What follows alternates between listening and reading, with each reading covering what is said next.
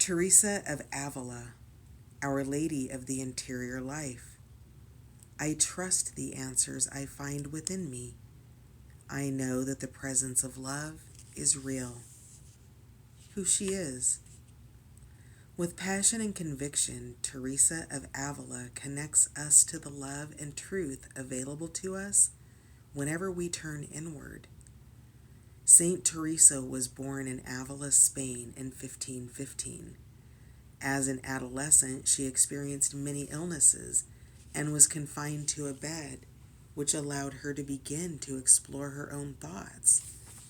She read every book she could find on spiritual exploration and contemplative prayer. By the time she was a young adult, she knew she wanted to dedicate her life to the interior world. She entered a Carmelite convent in Avila in 1535. She increased the emphasis on contemplative prayer and eventually formed the Carmelite order, which was later joined by St. John of the Cross. Over the course of her life, St. Teresa founded 17 convents throughout Spain.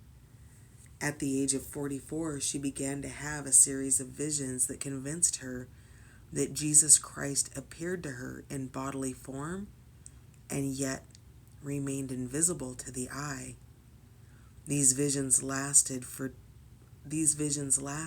2 years and would inform her books, especially the spiritual masterpiece titled The Interior Castle, which charts the ascent of the soul as an inner journey through the 7 mansions or states of being that exist within us. Ultimately, Teresa wrote in the hope of assisting her sisters in the convent to also reach the innermost castle, where God dwells in our soul. She reminded them that we ourselves are the castle, and that the door of entry into this castle is prayer and meditation. Her own personal spiritual experience is at the root of her instruction. The closer she gets to the 7th mansion where the soul ascends, which requires going further inward, the stronger the light is. She describes the ways to discern the voice and presence of the divine within us, and the certainty of God that arrives that cannot be explained or doubted. This inner journey was so significant to St. Teresa because she believed that God didn't care about the magnitude of anything we do, but rather the amount of love that we do it with. Pope Paul VI named St. Teresa a doctor of the Church in 1970. Her spiritual writings are considered integral to the Spanish Renaissance and to the history of Christian mysticism.